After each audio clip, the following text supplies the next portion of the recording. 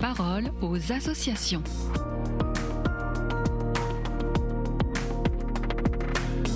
Bienvenue dans la parole aux associations. C'est un nouvel été qui commence pour les guides et scouts d'Europe avec 35 000 jeunes qui vont participer à 1200 camps en France, mais aussi une quinzaine en Europe. Et parmi ces camps, un événement hors du commun va rassembler 1800 garçons âgés de 12 à 17 ans et leur chef.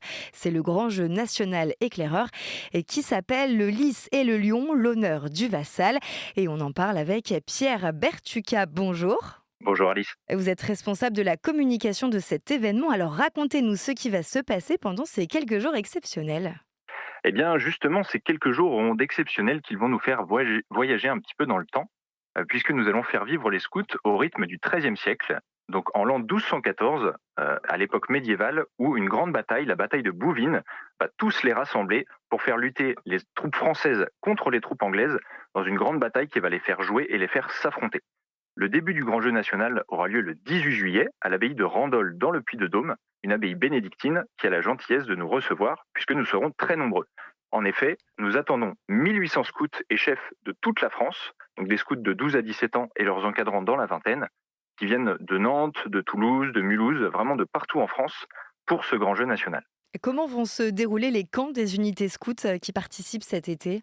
Eh bien, en fait, le grand jeu national a déjà commencé pour eux, puisque depuis le début de l'année, à travers des défis et cet imaginaire commun, ils ont pu développer leur vie scout à travers ces axes pour le grand jeu national. On leur a également demandé un petit peu de travail manuel, puisqu'ils vont venir avec des costumes et des boucliers afin de vivre pleinement leur vie de chevalier durant ce grand jeu national.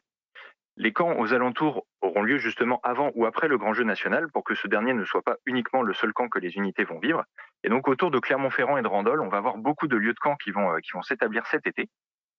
Et pour rentrer un petit peu plus dans le programme du grand jeu, durant ces 4 jours, les activités vont s'enchaîner, notamment des phases de jeu communes de grande ampleur qui seront le cœur du rythme des journées, des ateliers techniques qui pourront permettre à chaque garçon des patrouilles de mettre en avant leurs compétences dans les techniques qu'ils ont approfondies cette année et la responsabilité qu'ils ont pris dedans. La grand-messe également du 19 juillet, où nous fêterons les 75 ans de la mort du père Jacques Sevin, qui est l'un des grands fondateurs du scoutisme français au XXe siècle, et même, à ce qu'on dit, un grand banquet. Alors quelle importance revêt un événement comme celui-ci à la fois pour les jeunes mais aussi pour le mouvement en général ? Eh bien, pour les jeunes, c'est l'occasion de rencontrer avant tout d'autres jeunes qui viennent de toute la France et qui vivent un scoutisme différent, mais qui est basé justement sur des éléments communs. Donc c'est voir comment chacun peut vivre la pédagogie scout différemment, que l'on vienne de Toulouse, de Nantes ou d'ailleurs, à travers parfois des spécificités, donc des troupes montagne ou des troupes marines qui ont des techniques et des habitudes particulières. Et c'est également un très bon moyen de mettre en avant les points forts de son unité et d'en apprendre des autres, évidemment. Et l'objectif suivant, c'est de vivre justement à fond la pédagogie scout à travers ces objectifs. Donc en les faisant jouer et se dépasser, on cherche à développer leur santé, en les faisant sortir de chez eux dans une société où tout est très distanciel, virtuel, désincarné parfois, c'est vivre le concret de la vie humaine, ses facilités et ses difficultés. Par exemple, c'est pas l'IA qui va monter la tente ou souffler sur les braises pour faire partir le feu.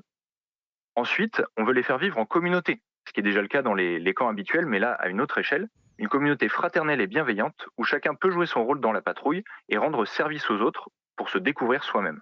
Cette vie communautaire organisée répond donc aux objectifs de service et de formation du caractère.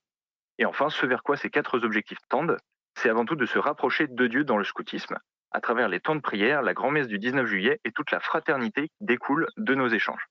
Merci beaucoup et plus d'infos à retrouver sur scoutpluriel-europe.org. Merci beaucoup Pierre pour ce partage et bel été à vous. Merci beaucoup, à bientôt Alice. La parole aux associations.